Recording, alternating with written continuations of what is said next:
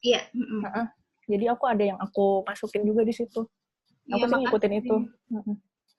Karena ini takutnya takut terlalu ngelebar jauh. iya, kan emang bidangnya kan luas juga kan kalau jelasin tentang ini kan.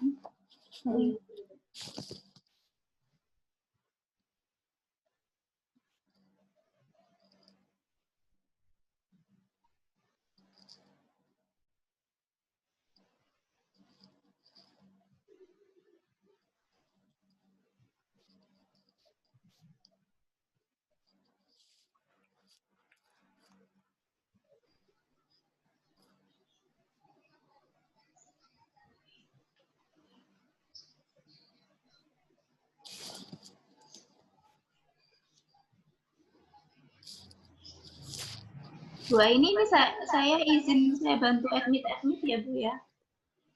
Oh, boleh, boleh.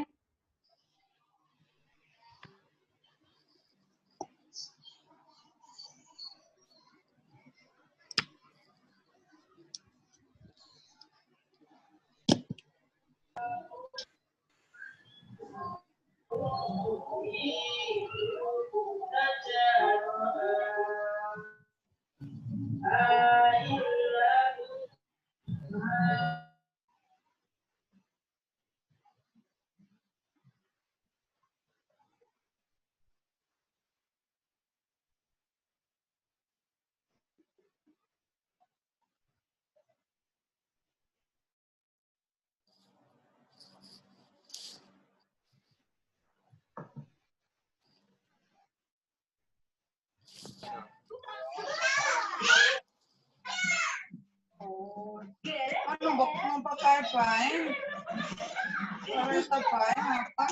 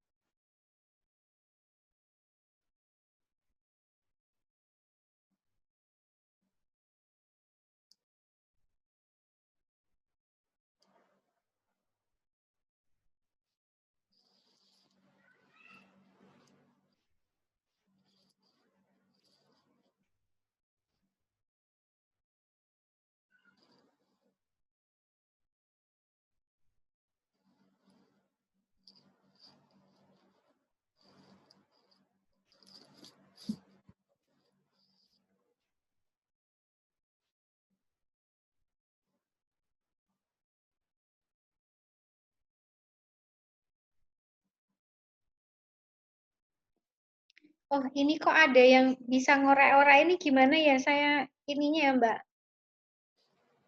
Dengan amal itu.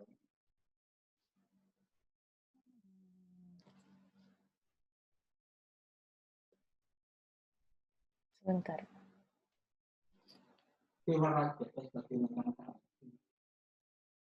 Saya nyeting apanya gitu biar nggak ada yang bisa ngorek-orek presentasinya. Apa Mbak Emma?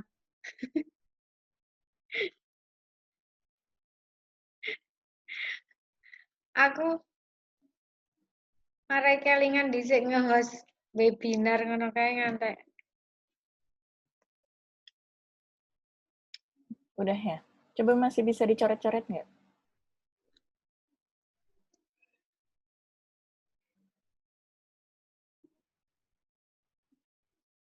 Harusnya udah nggak bisa dicoret ya.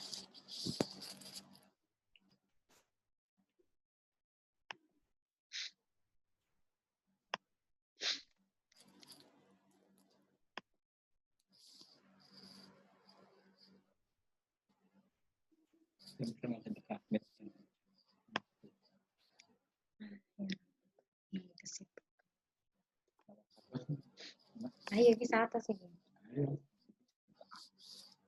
Oh, saya bareng tadi itu host. Wis ana. Tetep.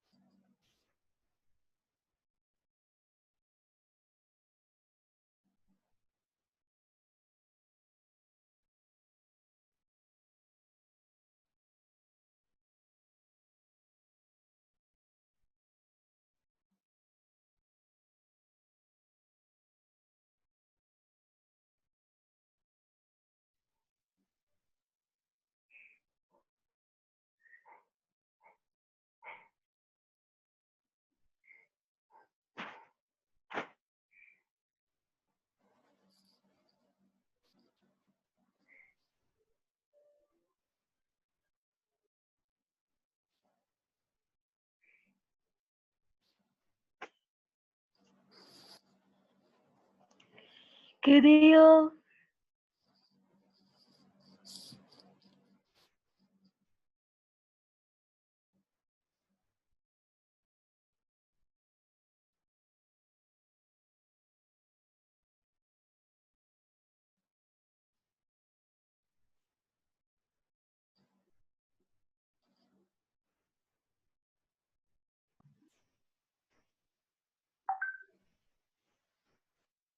Vina, ini kita menghargai yang tepat waktu, kita mulai aja gimana? Oh, ya udah boleh. Dari siapa? Mau pembukaan dulu dari Mbak Emma apa? Pembukaan dulu aja ya. Heeh. Assalamualaikum warahmatullahi wabarakatuh. Waalaikumsalam. Waalaikumsalam warahmatullahi warahmatullahi wabarakatuh.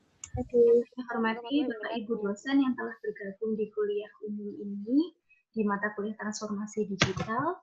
Yang tadi saya melihat Bu Aini dan Pak Rio, mungkin ada yang tadi baru masuk tapi saya tidak melihat. Terima kasih atas kehadirannya. Terima kasih juga untuk Devina Liana Widya atau Vina, yang biasa kami panggil Vina. Terima kasih atas waktunya dan kesediaannya untuk memberikan menjadi narasumber di topik programming di mata kuliah transformasi digital. Nanti apa yang disampaikan oleh Vina berguna untuk kita semua, saya termasuk juga saya yang juga belajar untuk masalah programming ini, belajar di permukaannya saja untuk saya. Sebelum dimulai paparan dari Saudara Vina, ini saya sampaikan dulu bahwa sekilas bahwa Vina ini memiliki license dan sertifikasi dari IBM untuk Enterprise Design Thinking. Kemudian beliau adalah lulusan dari Universitas Negeri Jakarta. Dan sesudah lulus, pernah internship di Denso Indonesia, di PT Denso Indonesia. Kemudian beliau ini juga pernah bekerja di Jakarta Smart City sebagai junior system analis. Kemudian beliau juga pernah menjadi product owner di medico.id. Dan terakhir adalah menjadi associate product manager di PVS. Ya. Nah, selanjutnya untuk mempersingkat waktu, saya akan menyerahkan waktu kepada Vina untuk menyampaikan materi. Oh ya, sebelum kita mulai, mari kita berdoa terlebih dahulu sesuai keyakinan masing-masing. Semoga acara kita hari ini berlangsung dengan lancar. Berdoa dipersilahkan.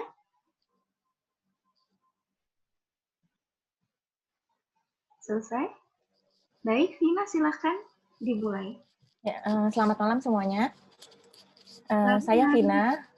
Saya Vina, terakhir bekerja sebagai Associate Product Manager di PVAS. PVAS itu salah satu perusahaan yang bergerak di financial technology.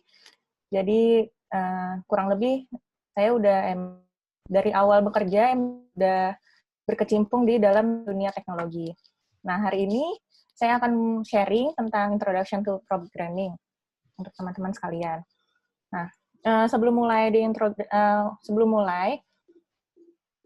dari saya mungkin pertamanya kita akan mengenal dulu yang namanya algoritma. Mungkin ada teman-teman yang sebelumnya udah tahu algoritma itu apa? Udah ada? Mungkin ada yang mau bantu jawab dulu algoritma yang pernah dengar di mana atau tahu itu apa? Mungkin ada? Ada yang mau jawab? Ya, langsung aja ya. Jadi algoritma itu adalah algoritma ini lebih ke bagaimana logika berpikir kita untuk menyelesaikan suatu tugas atau suatu masalah. Jadi algoritma itu adalah deskripsi runtutan atau step-step bagaimana kita menyelesaikan satu tugas secara runtun sampai tugas itu dari awal sampai selesai. Nah, algoritma ini nanti akan menjadi dasar dalam programming. Jadi semua programming itu pasti dia dasarnya pasti dari algoritma ini. Harus ada kemampuan logika berpikirnya. Nah, dilanjut. Untuk algoritma dalam programming itu dia mempunyai dua. Dia itu terdiri dari dua. Dia ada sintaks dan ada semantics. Apa sih bedanya? Sintaks itu lebih kayak grammar. Grammar itu kalau di bahasa Indonesia mungkin kayak SPOK ya. Nah, waktu kita membuat program juga, algoritmanya itu juga harus mengandung suatu sintaks. Jadi harus sesuai SPOK-nya. Jadi nggak bisa balik-balik. Kayak kita aja misalnya kita menulis atau kita misalnya berbicara, itu kan harus sesuai SPOK-nya supaya benar.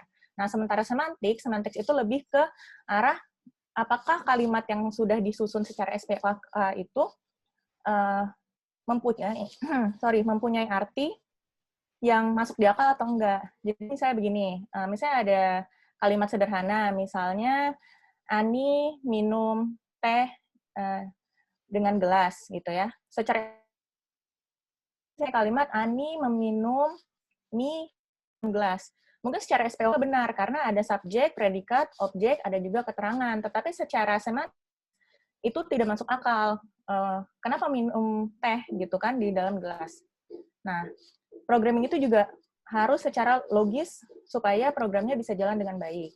Makanya ada sintaks dan ada semantik. Lanjut. Nah, contoh paling gampang untuk algoritma itu sebenarnya kita bisa lihat di kehidupan sehari-hari, di cooking instruction. Bisa ada di Indomie atau di kopi yang sasetan. Nah, kan di situ ada petunjuk penggunaan. Petunjuk penggunaan itu pasti selalu runtut. Nggak mungkin dong petunjuk penggunaan. Misal, Indomie tiba-tiba langsung jadi atau tiba-tiba udah langsung masukin mie-nya. Kapan masak airnya? Nah, algoritma itu logika berpikirnya sama seperti itu. Jadi dari awal itu biasanya ada garis besarnya. Kalau di sini garis besarnya, contohnya misalnya disuruh mendesain algoritma untuk robot penyiap kopi, untuk robot yang menyiapkan kopi. Yang pertama pasti harus masak air, lalu tuang kopinya di gelas, baru masukin air di kopinya. Selesai. Itu secara general. Kalau misalnya kita breakdown lagi dari masing-masing step-stepnya tadi, sebenarnya masih bisa. Jadi bisa dirinciin lagi. Misalnya masak air ya, masak air sampai mendidih. Step-stepnya dari masak air itu apa? Misalnya pertama isi dulu kettle-nya pakai air, nah ya kan? Terus misalnya ditaruh di atas kompor atau misalnya kettle-nya listrik. Terus ditunggu sampai mendidih, habis mendidih baru dimatiin kompornya atau dimatiin kettle-nya. Nah, terus juga yang kedua, misalnya menaruh kopi di dalam gelas, itu step-stepnya gimana? Misalnya kopinya ada di dalam jar, atau misalnya kopinya saset, berarti kan harus diambil dulu, harus dibuka dulu, dituang. Misalnya tuangnya kalau saset bisa tuang langsung, kalau misalnya ada di jar, berarti harus pakai sendok. Nah, sebegitu rincinya algoritma itu digunakan. Nah, sespesifik apa sih sebagusnya, sebaiknya, emang kalau dalam programming itu, algoritma itu bisa dijabarkan sampai sedetail mungkin, karena bisa lebih spesifik. Jadi semua tas-tasnya itu terpenuhi. Seperti fill boiler water itu benar-benar, kan karena kita akan berkomunikasi dengan komputer. Komputer itu kan mesin. Nah, mesin itu kan harus kayak kita mengajarkan anak kecil, jadi harus benar-benar rinci dari awal, begitu. Sama kayak kita misalnya nyuruh anak kecil yang baru belajar, gitu, nggak bisa langsung, kamu masak air. Gimana masaknya? Diajarin dulu. Ambil dulu kettle-nya, isi dulu airnya, gitu ya. Jadi, itulah logika berpikir. Jadi, logika berpikir kita harus dari awal sampai akhir, runtut dan runut. Itulah yang dinamakan algoritma. Nah, algoritma sendiri ini, dia memiliki notasi. Notasinya itu dia terbagi 3. Ada yang dideskripsikan. Deskripsikan itu digambarkan lah. Kalau misalnya deskripsi berarti menggunakan kalimat, misalnya soal cerita. Lalu ada namanya pseudocode dan ada namanya flowchart. Pseudocode itu apa? Jadi mungkin pas SMA, kita misalnya belajar fisika, ada soal cerita. Terus kita jawabnya kan nggak langsung tulis rumus kan, tapi biasanya ditulis diketahui, ditanya, baru jawab. Diketahui itu biasanya kita definisikan apa aja sih yang diketahui, variabel apa, konstanta apa, yang diketahui dari soal. Soal itu sendiri sebenarnya suatu deskriptif, gambaran, ya kan? Pseudocode itu yang kita tulis, diketahui, ditanya, jawab. Nah, kalau flowchart sendiri itu bentuknya diagram alur. Kalau biasanya sih di biologi juga pasti ada ya diagram alur begitu ya. Diagram alur itu udah sangat umum sih sebenarnya. Ini hanya contohnya aja. Nah, jadi biar bisa kalian tahu, oh ternyata algoritma itu bisa dinotasikan dengan cara 3 ini. Mau dideskripsikan secara tulisan, cerita gitu bisa. Kalian mau bikin pseudocode kayak tadi, misalnya cuma kayak misalnya yang pelajaran fisika tadi, misalnya kecepatan, jarak, waktu. Kecepatan V, jarak S, waktu T, itu pseudocode namanya. Atau kalian mau bikin flowchart, biar lebih simpel atau misalnya lebih visual, itu juga bisa. Jadi notasi algoritma ada 3. Lanjut. Kecepatan nggak nih ya ngomongnya? Enggak kok, Kak. Enggak ya. Nah, lanjut. Di sini ada konstruksi dari algoritma. Algoritma sendiri, yang kayak tadi udah dijelasin, dia itu harus memenuhi 3 ini. Sekuensial. Sekuensial itu artinya berurutan, urut, dari step 1, step 2, step 3. Nggak bisa di langkah stepnya. Lalu dia ada namanya kondisional. Kondisional itu misalnya, kalau misalnya jika A, maka hasilnya inputnya 1. Jika B, hasil inputnya 2. Begitu. Kalau misalnya kalian pernah bikin flowchart, itu kayak misalnya kalau biologi mungkin apa ya? Biologi mungkin lebih kayak percobaan di lab kali ya. Percobaan di lab kan kalau misalnya ada hasil yang tidak, pasti ada hasilnya yang beda. Nah, itu conditional namanya. Dan ada namanya iterasi. Iterasi itu pengulangan, repetition atau looping. Jadi algoritma itu dia akan berulang terus. Karena dia terus membaca kondisinya yang ada, yang sudah ditulis logikanya begitu. Jadi dia, kalau misalnya kayak tadi cooking instruction, udah tuh untuk satu tugas misalnya membuat Indomie goreng, itu saja, dia tidak akan berubah meloncat menjadi ada instruksi lain di dalam Indomie goreng itu. Untuk satu tugas pasti satu cooking instruction. Nah, mungkin ada pertanyaan, itu baru algoritma, kita belum masuk sampai ke programming itu apa. Ada yang mau ditanya? Jadi sebenarnya algoritma ini emang udah kita jalanin sehari-hari gitu. Jadi secara tidak sadar kita juga sudah menerapkan konsep algoritma itu sendiri gitu. Walaupun kita mungkin emang nggak sadar, oh ternyata itu yang disebut algoritma loh, logika berpikirnya seperti itu loh dari awal sampai akhir. Sama kalau biologi juga, misalnya kalian itu melakukan percobaan di lab, kan itu ada step-stepnya kan, itu kan juga dinamakan algoritma. Kalian harus mengikuti step-stepnya agar bisa mendapatkan hasil yang sesuai, misalnya hasil yang diharapkan, itu kan harus melalui step-step tertentu, begitu. Ada yang mau ditanya mungkin sebelum lanjut ke apa itu programming? Kak, saya mau tanya. Saya tuh kalau misalnya buka Instagram, sering mendapati kalimat kayak algoritma Instagram, tapi sampai sekarang saya masih nggak ngerti gimana maksudnya sebuah aplikasi punya algoritma gitu. Algoritma, Itu ya. Nah, ya kayak yang kemarin misalnya Instagram tuh kan ada yang bilang sekarang algoritma Instagram sudah berubah. Berubahnya gimana? Jadi istilahnya logiknya Instagram, kalau dulu dia akan menampilkan gambar itu sesuai urutan waktu. Betul kan? Kalau dulu kan kalau tampil di feed dari waktu yang paling lama sampai yang paling baru, ya kan? Jadi waktu yang paling post yang paling baru bakalan muncul paling atas. Kalau dulu seperti itu. Terus logiknya itu diubah sama si programmernya, sama developernya. Diubah menjadi post feed-nya itu ditampilkan berdasarkan bukan waktu lagi, tapi misalnya berdasarkan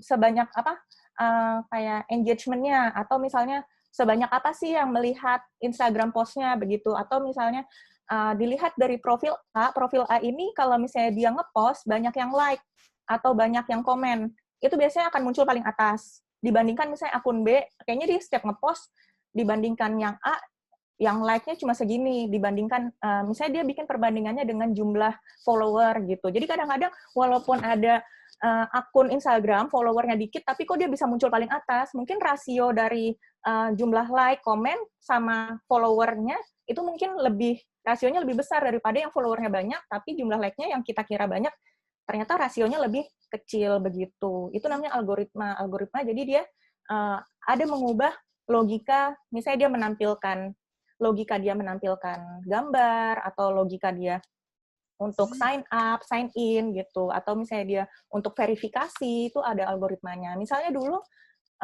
algoritma untuk verifikasi Instagram cuma lewat email. Kalau sekarang misalnya bisa lewat HP, kirim OTP, itu kan berarti ada logika berpikirnya. Di situ ada yang diubah, begitu. Itu namanya algoritma. Ada lagi? Atau Makasih, ada yang Kak. bingung? Oke. Ada lagi yang mau tanya soal algoritma? Jadi ini bukan logaritma ya, beda ya, ini algoritma. Jadi kadang-kadang orang kayaknya pernah dengan algoritma itu yang bukan itu logaritma, ini algoritma. Jadi lebih logik berpikir step by step. Ada lagi? boleh tanya yang kehidupan sehari-hari kayak tadi, tanya misalnya Instagram atau apa yang ada berhubungan. Misalnya ada yang bingung, mungkin ditanya, jadinya biar kalian juga bisa tahu. Kan kita di sini sharing aja. Udah, mau lanjut ya? Atau lagi? Lanjut ya. Kita sekarang lanjut ke programming. Nah, mungkin kata-kata programming ini udah benar-benar udah familiar didengar kita ya. Biasanya apa sih yang kalian pertama bayangin kalau misalnya ada kata-kata programming tuh? Mungkin ada yang mau jawab?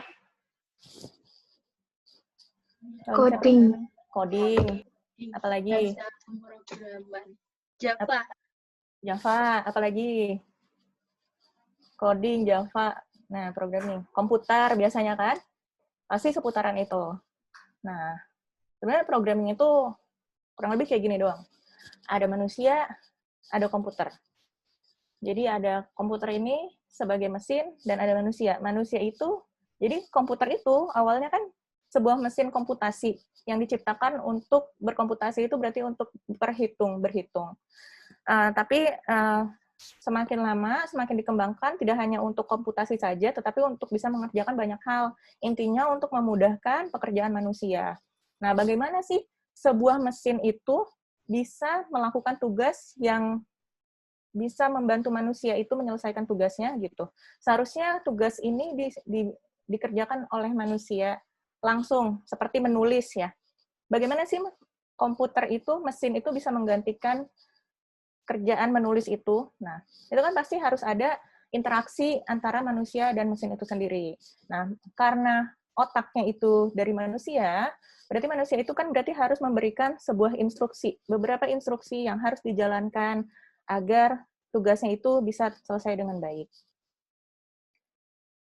Nah, instruksi-instruksi itulah yang disebut dengan program. Jadi program itu sekumpulan instruksi yang bisa dijalankan oleh mesin, komputer, itu untuk bisa menjalankan tugas-tugas yang spesifik. Maksudnya spesifik di sini ya kayak tadi, satu tugas itu biasanya ada satu program tersendiri. Nah, programming itu adalah prosesnya. Proses untuk menjalankan instruksi tersebut. Nah, prosesnya itu nggak cuma coding doang. Jadi mungkin selama ini berpikir, oh programming itu cuma coding doang. Nah, nggak cuma terbatas di coding doang. Coding itu hanya salah satunya. Yang pertama itu, supaya dalam hal kita membuat program, awalnya kita harus bisa mendesain dulu. Desain apa? Kita desain sistem. Jadi apa sih? Kita tuh mau membuat apa? Tujuannya apa? Siapa yang akan menggunakannya? Bagaimana cara kerjanya? Itu kita harus desain dulu. Setelah kita desain maunya apa, bagaimana, itu baru kita bisa writing. Kita baru bisa nulis. Nulis ini maksudnya sama dengan coding. Baru kita bisa code. Setelah code, kita bisa testing. Habis testing, kita bisa debugging. Apa sih bedanya testing sama debugging? Testing itu lebih kayak kita sudah tahu parameter yang mau kita tes dan hasilnya. Kalau misalnya hasil yang dites itu tidak sesuai, itulah yang dinamakan error. Tetapi kalau debugging, kan asal katanya dari bugs ya, kutu. Jadi kita tidak tahu parameter apa sih sebenarnya yang menyebabkan misalnya error di suatu aplikasi. Jadi biasanya setelah ngoding, itu setelah ngoding, testing, terus debugging, misalnya debuggingnya ada error, itu biasanya errornya kita nggak tahu, oh ini apa ya, bisa jadi karena penulisan algoritmanya yang salah, logiknya bisa jadi salah, begitu. Atau misalnya ada yang kurang dalam penulisan sintaksnya, yang tadi sintaksnya bisa salah, atau semantiksnya yang salah, tidak masuk akal, itu tidak akan jalan. Itu yang dinamakan bugs. Lalu yang terakhir itu ada maintaining. Jadi ketika programmer itu selesai membuat program, developer ini ya, khususnya developer setelah selesai membuat program, mereka itu tetap memaintain kodenya. Jadi nggak selesai, ditinggal aja. Gitu. Pasti tetap dipelihara, istilahnya dipelihara kodenya.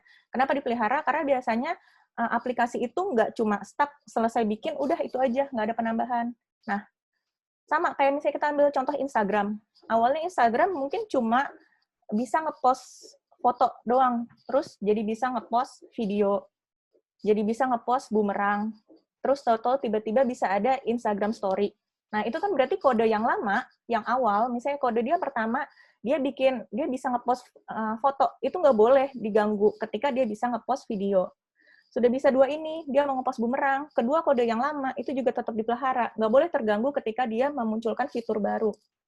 Sama dengan IG Story. IG Story ditambah, apakah dia mengganggu program yang lama, program dia bisa ngepost foto, ngepost video, ngepost bumerang, nggak boleh terganggu. Makanya itu namanya dipelihara.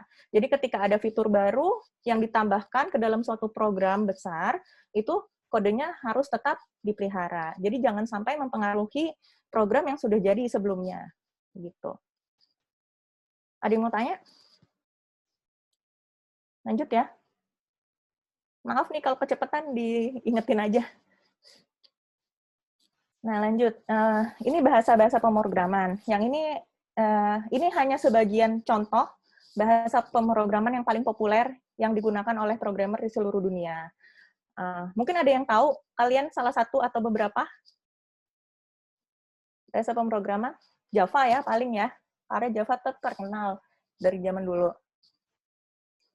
HTML, mungkin ada yang tahu HTML? Kita pakai web browser, Google.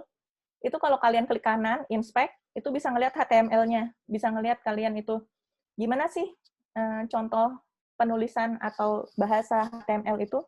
Kalau misalnya kalian lagi buka Google, coba aja klik kanan, inspect. Terus ada HTML, kalian coba lihat. Nah, HTML itu digunakan untuk web. Terus banyak ada PHP juga. Kalian mungkin pernah bikin blog pakai WordPress. Nah, itu kan basisnya dia PHP. Nah, terus ada Swift. Swift itu bahasa yang dikembangkan oleh Apple. Apple yang bikin iPhone sama MacBook, dia itu bikin bahasa sendiri, namanya Swift. Swift itu sebenarnya pengembangan dari bahasa C. Di sini ada bahasa C. Jadi dia mengembangkan bahasa C supaya bisa dibuat lebih cocok untuk produk yang dikembangkan, dia bikin bahasa baru namanya Swift. Nah, ada banyak banget ini programming language. Nah, ini belajar dari awalnya dulu. Awalnya itu namanya bahasa pemrograman, karena tadi komputer itu kan adalah suatu mesin. Namanya mesin itu awalnya itu hanya bisa menerima perintah kode binary 0 dan 1. Tegangan 0 dan 1 itu sebenarnya merefleksikan tegangan yang diterima oleh mesin tersebut. Jadi istilahnya kayak on-off. Nah, mesin itu bahasanya karena cuma 0 dan 1 biner, ketika dia mau menjalankan tugas yang lebih rumit, itu bakalan agak ribet dimengerti oleh manusia, karena terlalu banyak biasanya nanti angkanya. 0, 1, 0, 0, 0, 0, gitu. Mungkin bisa dilihat kayak gini. Ini contoh ASCII table. Jadi ASCII ini kan Association of, jadi ini kayak udah standarisasi kode. Ada di sini ada desimal, heksa, okta, karakter. Jadi karakter yang kita ketik di komputer, huruf A, B, C, angka 0, 1, 2, sampai ke spesial karakter, itu sebenarnya di belakangnya itu sebenarnya ada digitalisasinya, diubah ke bentuk heksa, diubah ke bentuk biner. Bayangkan kalau kita misalnya satu-satu ngetik huruf A aja, misalnya ya, huruf A aja kalian tuh harus ngetiknya heksanya misalnya 64, itu misalnya 01100 0100, panjang banget gitu kan, repot. Makanya diubah. Makanya ada pengembangan bahasa. Nah, itu namanya low level language. Namanya low level, dia low banget karena bahasanya mendekati bahasa mesin. Ada namanya machine code yang 01 dan ada namanya assembly language. Assembly ini masih sederhana karena dia masih pakai mnemonic. Mnemonic itu apa ya? Kayak singkatan-singkatan dari perintah-perintah yang bisa dijalankan. Contohnya kayak add, sub, move. Sub itu dari kata subtract, move itu dari kata move, pindahkan. Nah, itu juga masih agak rumit manusia untuk memahaminya karena agak repot. Contohnya yang pakai assembly language ini PLC biasanya. Di pabrik-pabrik itu biasanya ada mesin-mesin, dia pakai PLC. Kalau machine code itu contohnya biasanya dia pakai relay sama pakai kontaktor. Bikin-bikin panel listrik yang masih sederhana. Begitu. Yang logiknya tidak terlalu rumit untuk mengerjakan tugas yang tidak terlalu rumit. Nah, sementara high level language itu namanya high level itu udah mendekati bahasa manusia. Jadi sebenarnya high level ini juga perkembangan dari low level language itu. Jadi semakin lama orang-orang mencoba membuat bahasa pemrograman yang mendekati bahasa casual kita sehari-hari. Karena mayoritas di dunia ini pakai bahasa Inggris, jadi kebanyakan atau semuanya sih pakai bahasanya bahasa Inggris. Kalau untuk programmer, misalnya print, get, gitu kan. Nah, itu biasanya pakai bahasa Inggris. Nah, karena pakai bahasa Inggris itu jadi lebih mudah dimengerti oleh manusia untuk memberikan perintah ke mesin atau komputer, begitu.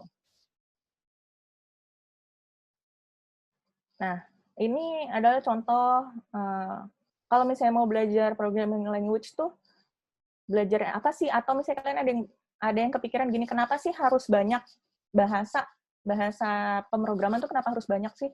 Kenapa nggak satu aja gitu ya? Sih sebenarnya kita di dunia ini nih, analoginya kita kan banyak negara, dan negara itu bahasanya berbeda-beda ya. Kayak misalnya kita ke Amerika, kita bahasanya bahasa Inggris, gitu. Kita ke Jepang, bahasanya bahasa Jepang. Kalau ditanya, bisa nggak sih pakai bahasa Inggris? Bisa. Tapi apakah lebih mudah? Enggak. Akan lebih sulit kan untuk berbicara bahasa Inggris di Jepang. Sama seperti bahasa pemrograman juga itu. Jadi, masing-masing bahasa pemrograman itu dia memiliki kemampuan sesuai dengan kebutuhannya masing-masing. Seperti ini, kebutuhan untuk memprogram, biasanya ada program Word untuk Word itu kan untuk mengelola kata. Lalu ada Microsoft Excel untuk mengelola data. Udah beda kan? Word sama Excel aja udah beda. Terus ada juga untuk mengelola gambar. Misalnya pakai Adobe atau pakai Paint atau pakai apa ya. Kan misalnya untuk mengelola gambar aja beda dengan mengelola tadi kata dan data. Terus ada lagi untuk mengelola video misalnya ya. Mengelola video. Ada lagi untuk nah, untuk mengerjakan spesifik task tersebut yang berbeda-beda tersebut membutuhkan bahasa yang berbeda sama kayak tadi. Ranahnya beda. Kita ke Amerika bahasa Inggris, ke Jepang bahasa Jepang. Bahasa Inggris bisa, tapi akan sulit sekali gitu. Sama. Kayak misalnya kita mau ngoding mobile apps. Mobile apps itu misalnya aplikasi yang dipakai di HP, pakai HTML atau pakai PHP, bisa nggak? Bisa. Tapi akan sulit dan ada beberapa keterbatasan yang tidak bisa bahasa itu lakukan gitu. Sama seperti kita ada beberapa bahasa Inggris yang tidak ada padanan Indonesianya kan ada, sama. Seperti itu juga bahasa pemrograman. Jadi karena mereka tidak ada fungsinya, jadi akan sulit untuk mengembangkan aplikasi di platform yang berbeda gitu. Seperti buat game, buat mobile apps, untuk buat blog, untuk buat website, itu pasti beda-beda bahasanya yang digunakan. Begitu. Nah, kurang lebih sih seperti ini aja programming.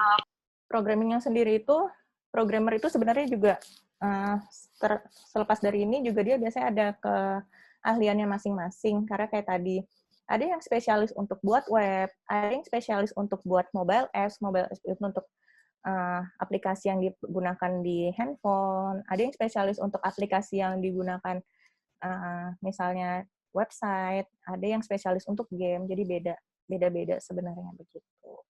Tapi kalau untuk kalian mungkin supaya biar tahu aja kan kayak misalnya kalian mungkin bakalan nulis blog atau apa, mungkin ada yang pernah nulis pakai HTML atau HTML converter buat bikin blog, itu juga bisa. Atau misalnya kalian bikin website, mau belajar bikin website sendiri, itu berarti kalian kan harus belajar bahasa pemrograman untuk mengembangkan atau membuat website begitu.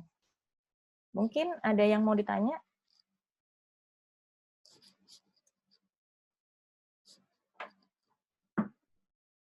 Masih lama nih. Ada yang mau tanya-tanya tentang programming dan sebagainya? Ya, transformasi digital bisa ditanya mungkin. Silakan untuk yang tertarik untuk di bidang yang didalami oleh Saudara Vina ini, mumpung ada praktisi industrinya di sini, jadi nanti kalau Anda sekalian yang nanti jadi guru atau jadi pendidik, berkecimpung di dunia pendidikan, masuk ke startup pendidikan, begitu ya, Vin ya? Mungkin agar ada bayangan bagaimana sih proses dalam startup itu bekerja, terutama startup digital, itu bisa ditanyakan ke Saudara Vina, karena beliau sudah lama berkecimpung di dunia seperti itu. Yang di jurusan biologi murni juga lebih banyak lagi ya, seperti yang perusahaan yang Mediko itu juga kesehatan ya, Vin ya? Iya, kesehatan. Iya, mungkin ada yang ingin ditanyakan, silakan.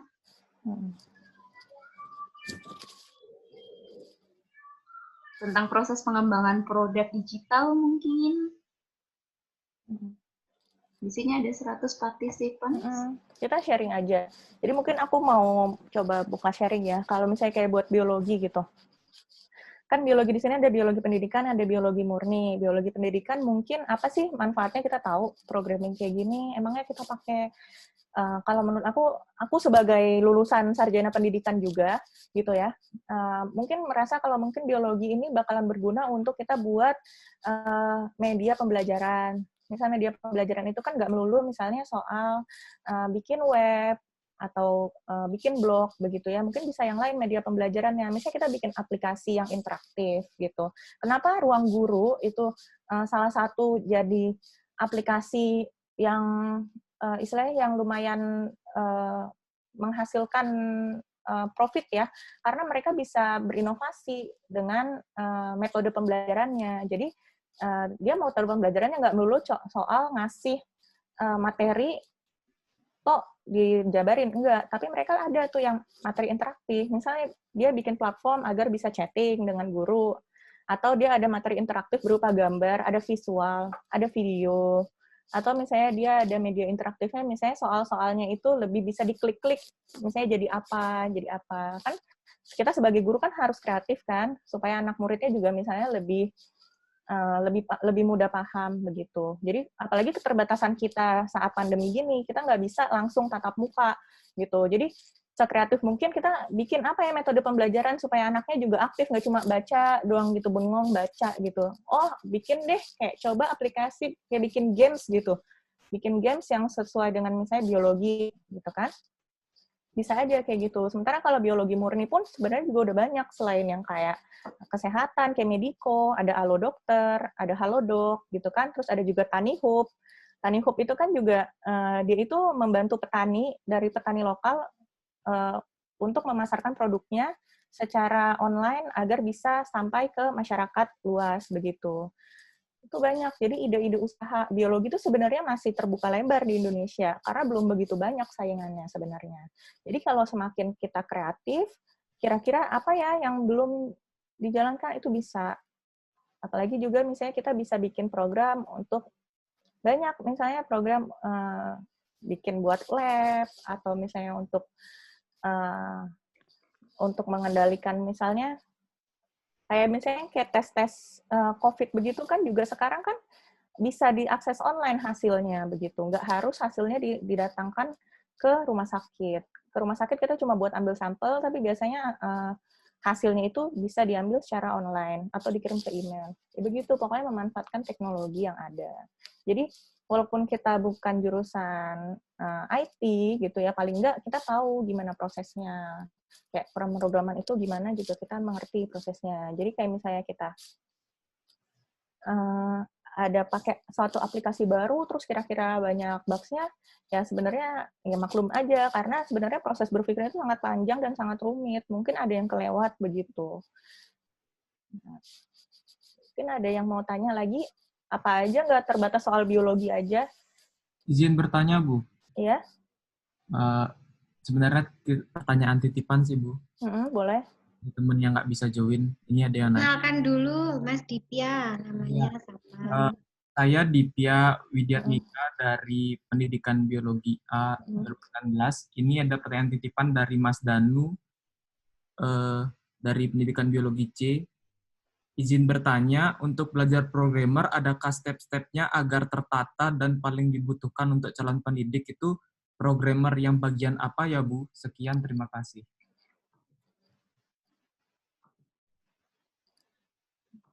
Nah, untuk programmer bagian pendidikan. Jadi sebenarnya kita lurusin dulu nih, kalian itu misalnya nantinya mau berkarir di bidang apa. Misalnya kalian mau benar-benar pure jadi guru. Guru itu pun banyak ya. Guru ada yang ngajar di sekolah, ada guru yang cuma ngajar di platform online kayak Ruang Guru, ada guru yang ngajar privat, ada guru yang ngajar di bimbingan belajar. Itu banyak. Kalau misalnya kita jadi guru di sekolah, biasanya kita akan terbatas sama namanya udah ada materi dari sekolah, dari buku, gitu. Jadi kita biasanya kasih taunya buku, dan itu biasanya kita nggak perlu programming. Jadi benar-benar cuma menjelaskan aja gitu kan, berdasarkan buku. Tapi bisa juga kita misalnya memakai video-video, jadi tetap tidak perlu programming. Begitu juga misalnya kita jadi guru privat atau guru bimbel, itu juga biasanya kan modulnya sudah disediakan dari tempat bimbingan belajarnya. Kalau privat kita nyiapin sendiri, dan kita tidak perlu programming untuk membuat sesuatu. Ruang guru juga sama, misalnya kita jadi guru platform online juga kita tidak perlu programming. Tetapi jika kalian emang mau berkarir sebagai pengembang developer, misalnya kalian kayaknya aku lebih tertarik buat bikin kontennya aja deh, gimana gitu. Perlu nggak sih programming? Kalau kalian misalnya mau bikin kontennya di web, kalian perlu tahu bagaimana cara memprogram web itu. Nah, untuk bikin web aja, paling nggak kalian harus tahu bahasa pemrograman HTML, CSS, atau PHP. Begitu. Kalian bisa mulai. Kan banyak, sekarang kan udah banyak ya di Google, misalnya kayak belajar online, atau misalnya buat web dengan mudah. Itu kan udah banyak tuh sekarang. Ada kayak online course-nya, kalian bisa ikutin di situ. Itu kalau kalian misalnya benar-benar aku cuma mau bikin konten aja, mau buat konten kreator aja. Terus aku mau bikin games buat anak SD deh tentang biologi. Itu berarti kalian harus belajar bahasa pemrograman yang lain. Misalnya yang lebih cocok untuk games, lebih cocok misalnya bahasa C. Bahasa C atau C# atau C++, tergantung. Kenapa nggak pakai HTML atau PHP, CSS? Kurang cocok, karena HTML, CSS itu lebih untuk web. Dia cuma nampilin gambar, nampilin kata, nampilin video, udah, tapi tidak untuk interaktif begitu. Nah, itu sih biasanya kan web atau games, atau misalnya apa lagi ya. Jadi kalau mulainya dari mana? Untuk jadi programmer, biasanya programmer itu lebih kayak kalian pasti untuk buat kontennya begitu, kontennya di web atau konten di blog WordPress gitu.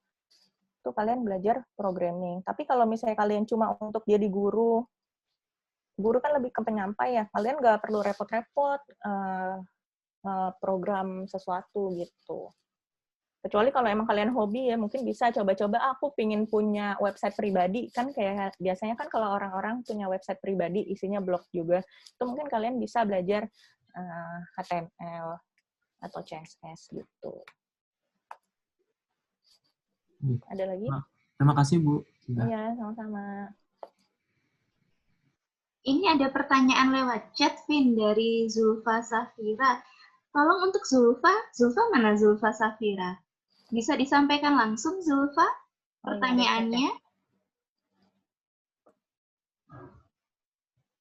Zulfa Safira. Oh, aku baca aja deh, nggak apa-apa ya. Oke. Nggak bisa mungkin. Selamat malam, Kak. Izin bertanya, mengapa dalam dunia pemrograman kita tidak selalu perlu mengetahui secara sangat detail tentang mekanisme kerja dan spesifikasi teknis perangkat keras atau set kode-kode instruksi komputer? Fasilitas apa yang dapat memudahkan kita dalam aktivitas tersebut? Nah, kenapa kita tidak perlu mengetahui secara detail? Karena biasanya kita untuk menghubungkan atau untuk membuat program menghubungkan antar hardware, antar perangkat, itu biasanya nggak perlu detail banget. Nih, cara kerjanya gimana, yang perlu kita tahu, itu biasanya requirements-nya, dia butuh apa, misalnya butuh aplikasinya apa, atau misalnya apa sih yang mau dikirim, dan bagaimana cara dia menerima, udah cuma itu aja. Bagaimana cara kerjanya. Tidak perlu sangat detail. Dan spesifikasi teknis perangkat keras. Sebenarnya spesifikasi itu tetap kita perlu kalau untuk dalam memprogram. Jadi misalnya kita mau program apa ya? Oh, kayak misalnya kita mau program buat mobile apps ya. Untuk mobile apps itu kan untuk di HP. Spesifikasinya itu memang kita tidak perlu mengetahui satu-satu HP apa sih yang bisa biar bisa jalan aplikasinya. Yang penting kita taunya operating system-nya apa, dan misalnya program yang udah jadi itu nanti hasilnya itu file size-nya berapa besarnya, bisa dijalankan nggak di platform HP tersebut, begitu aja. Nggak perlu, karena emang tidak perlu sih, tidak penting gitu kita sampai tahu sampai dalam-dalamnya banget gitu. Sama lah kayak kita misalnya belajar bahasa tuh, kalau misalnya kita cuma kayak buat conversation aja, kita nggak perlu tahu misalnya sejarah bahasanya itu dari mana, atau apanya yang sangat-sangat detail tuh nggak perlu tahu gitu. Fasilitas apa yang dapat memudahkan kita dalam aktivitas tersebut? Set kode-kode instruksi komputer. Fasilitas apa? Fasilitas yang pasti kita perlu komputer ya untuk bisa bikin program. Nggak ada komputer kita mau bikin pakai apa gitu. Dan juga itu secara hardware, secara software kita juga perlu software yang bisa buat ngoding, software buat ngoding. Jadi kan kita gimana sih ngoding, pakai apaan sih ngoding sebenarnya? Nah, ngoding itu kan sebenarnya ada software-softwarenya tertentu gitu. Kayak misalnya kita mau jadi developer buat aplikasi di Apple, di iPhone, di MacBook, itu berarti kita harus punya aplikasi sendiri, misalnya aplikasi Swift gitu. Aplikasinya tuh baru kita bisa buat bikin instruksi komputer. Fasilitas itu sih yang mudah. Sama internet mungkin ya. Jadi ada beberapa, karena sekarang rata-rata aplikasi itu basisnya itu berbasis internet, jadi pasti connect ke internet. Jadi kalau kita mau testing pun nggak mungkin kalau misalnya kita nggak di internet, mau testing itu nanti gimana? Mungkin sebelumnya kita bisa offline testingnya, tapi kan ketika kita mau run, gitu ya, mau go live, istilahnya mau go live, itu kita harus benar-benar terkoneksi dengan internet. Jadi fasilitasnya pertama hardware-nya, komputer, terus yang kedua itu software-nya, dan yang ketiga itu internet. Hardware itu bisa jadi tergantung kalau kalian mau ngembangin aplikasi web yang di komputer, ya butuhnya komputer atau laptop doang. Tapi kalau kalian misalnya mau bikin aplikasi buat HP, nggak mungkin kalian nggak punya HP, karena kalian ngetesnya gimana? Karena kalian nanti harus, istilahnya kalian harus mindahin programnya itu ke HP kalian, terus baru di-run atau di-install gitu. Di-install baru dicoba. Jadi tergantung apa yang kalian mau bikin gitu. Selamat malam Bu, saya Rio Zabili. Izin bertanya, bukan saya pernah mendengar itu banyak sekali bahasa pemrograman seperti JavaScript, PHP, Python, dan lain-lain. Itu apa ya Bu, dan apakah fungsinya berbeda-beda untuk suatu program? Terima kasih. Iya, pemrograman itu pasti beda. Bedanya di mana? Beda dari bahasa, dari cara menulisnya, dari sintaksnya aja udah beda. Sintaksnya beda, terus juga dia biasanya digunakan untuk keperluan yang beda-beda. Kayak misalnya JavaScript. JavaScript itu biasanya dipakai banyak yang buat pemrograman web dan aplikasi mobile. PHP itu udah pasti web. Python itu biasanya bisa web, bisa data juga untuk pengelolaan data. Aku coba share yang aku tahu ya.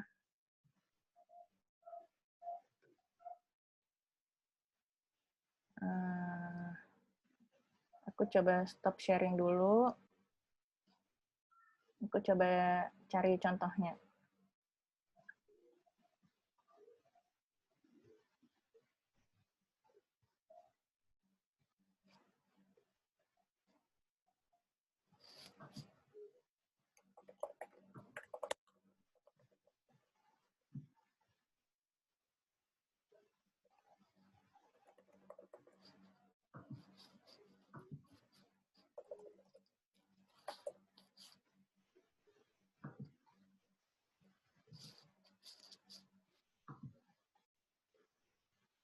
Nah, jadi biasanya dia ada tingkat kesulitannya masing-masing, begitu. Sebenarnya, sorry, mana tadi ya?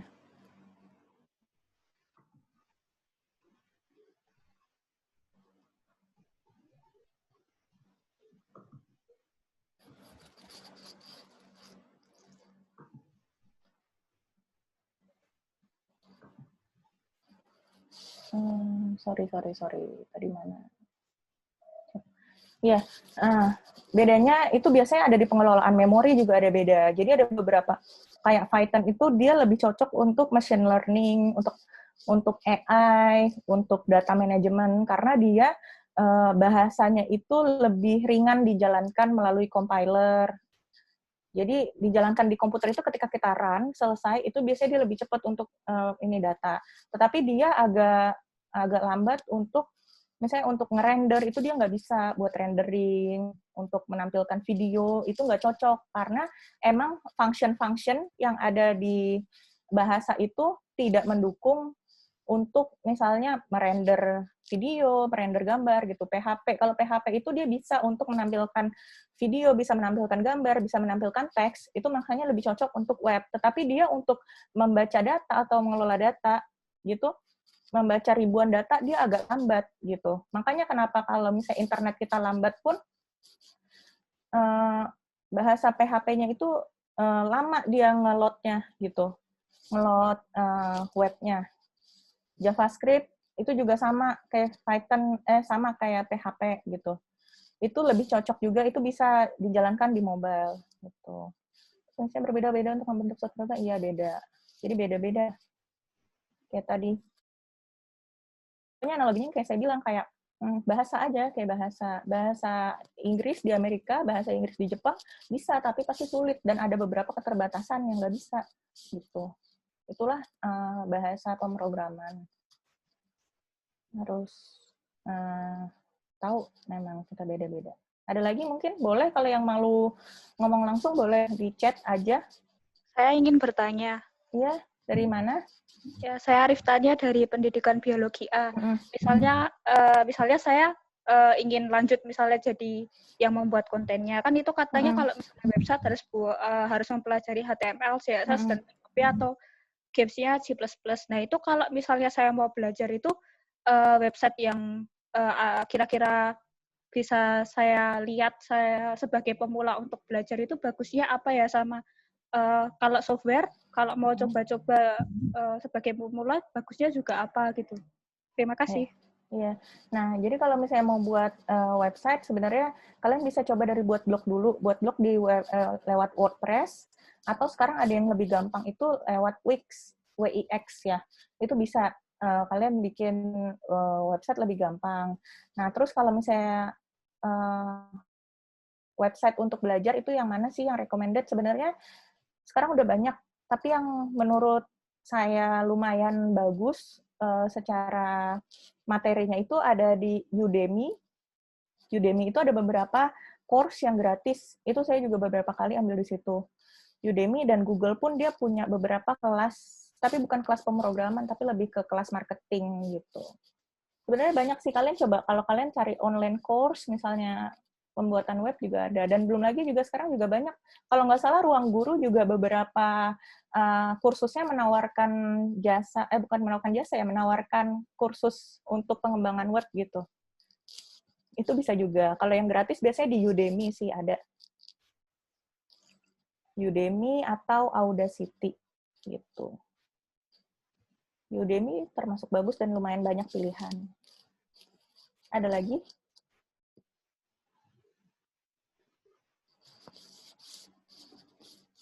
Silakan, ada yang ingin bertanya lagi?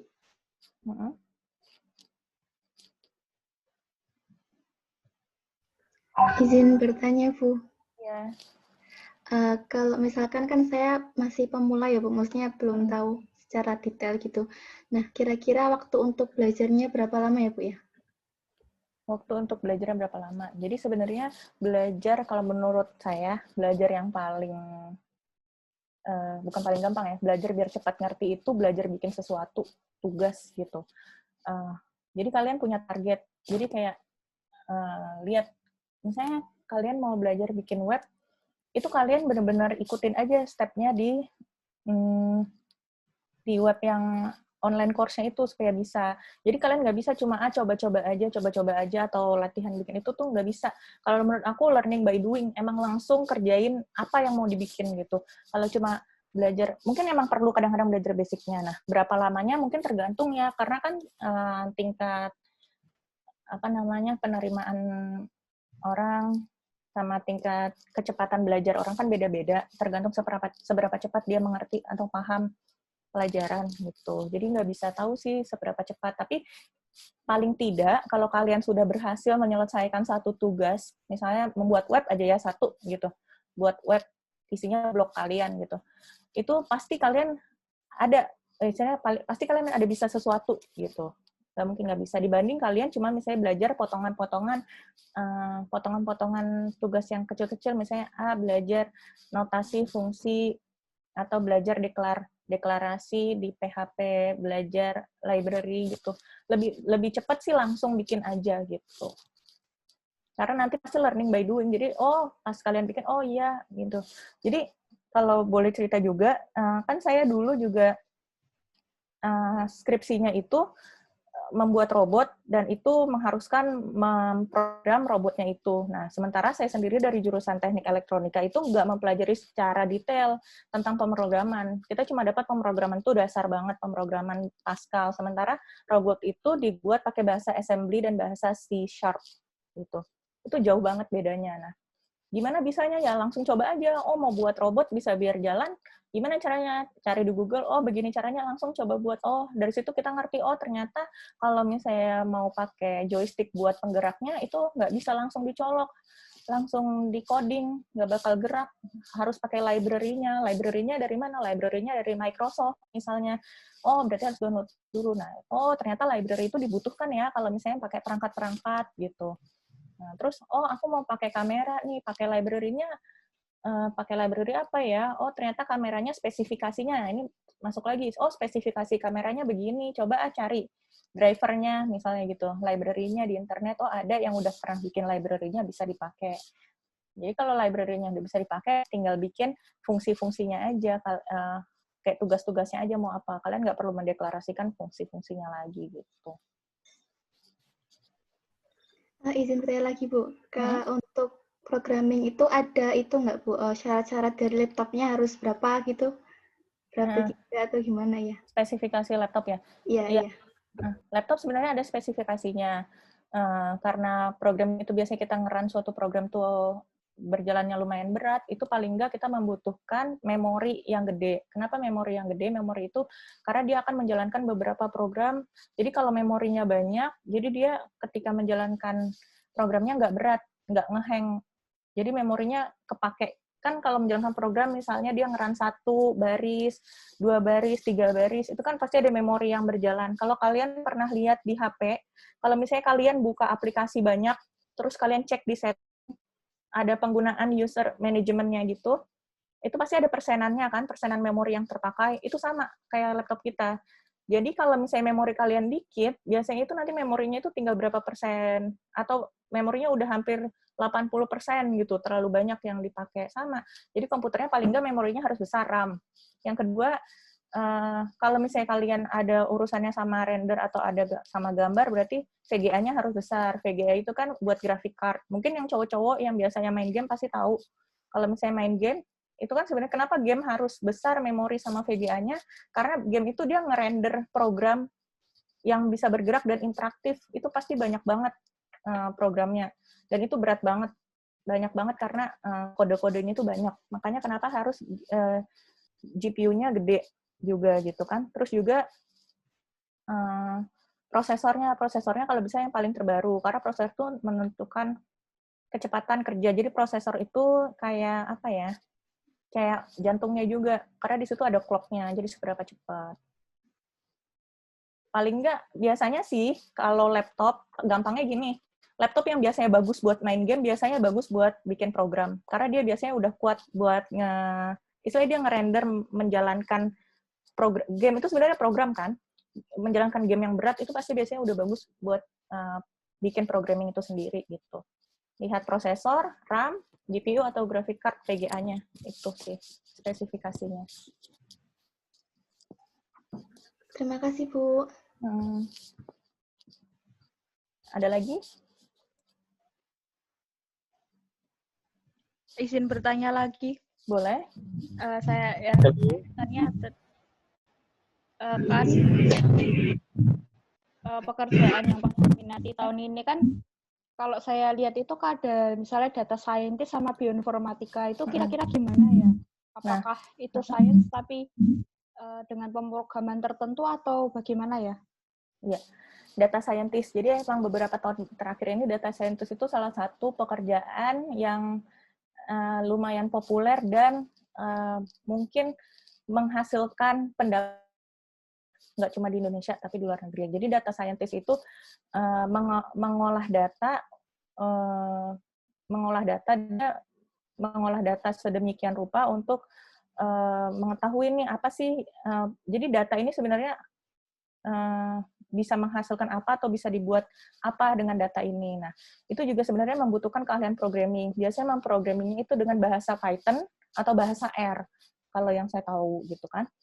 Jadi nanti kalian harus bisa programming Python itu bahasanya, karena kalian nanti akan SQL juga salah satunya bahasa programming buat data. Kalian harus bisa meng-query, query itu nanti kalian bisa mengambil data, mengurutkan.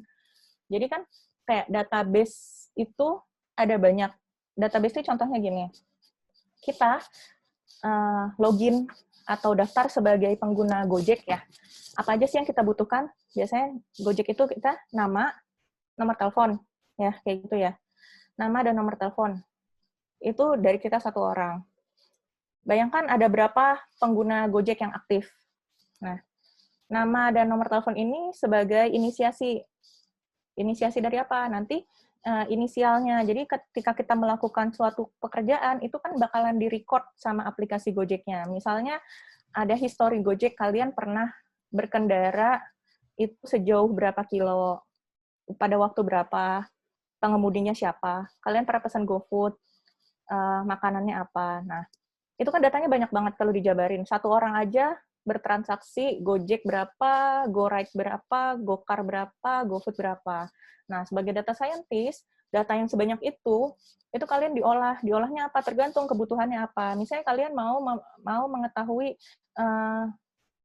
bagaimana sih keterkaitan, apa dia mau mengetahui hubungan orang-orang misalnya selama pandemi, misalnya seberapa besar sih masyarakat itu memesan layanan GoFood gitu. Itu kan berarti datanya kalian harus olah dulu. Dibandingkan misalnya dari sebelum pandemi, datanya sudah diolah, terus kalian bandingkan.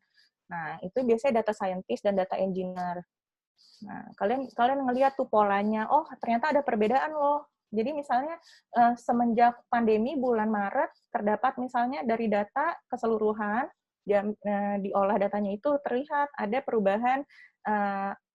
perubahan misalnya aktivitas masyarakat yang tadinya mesan GoFood itu jarang, misalnya sehari cuma berapa kali, jadi misalnya sehari berapa kali, atau misalnya selama 1 bulan jumlahnya meningkat selama berapa persen, begitu. Itu kan bisa buat membantu juga, atau misalnya kok sepertinya GoCar-nya turun, gitu. Nah, data-data yang udah diolah tadi itu sebenarnya bisa buat kebijakan juga. Jadi misalnya, oh ternyata banyak loh yang mau pesan GoFood, berarti kita bisa nih buat bantu UMKM ataupun pedagang-pedagang lain untuk coba yuk dipromosikan dagangannya lewat Gojek, misalnya itu ya, lewat GoFood. Nah, itu kan salah satu fungsinya sebagai data scientist atau data engineer gitu. Jadi data-data itu diolah. Nah, untuk bisa ngolah data yang sebanyak itu, data itu kan ribuan jutaan ya, jutaan. Nah, gimana supaya bisa ngurutinnya? Nggak mungkin dong pakai Excel, datanya satu-satu, itu nggak mungkin. Nah, itulah perlunya programming, coding, pakai bahasa Python atau pakai bahasa R. Kenapa 2 bahasa itu? Karena 2 bahasa itu yang tadi, dia paling bisa untuk menghandle memori ketika dia mengolah data yang jutaan itu, yang big data itu, gitu. Itu lumayan, iya itu salah satu profesi yang berpenghasilan besar di Indonesia dan di luar. Ada lagi? Izin iya, menyampaikan silakan. pertanyaan. Saya mau tanya. Boleh? Siapa duluan? Mohon izin bertanya. Iya, silakan namanya. Coba biar nggak ketukar.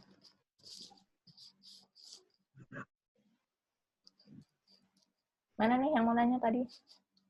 Nama saya Arkan Mardika. Mohon izin bertanya. Iya, silakan.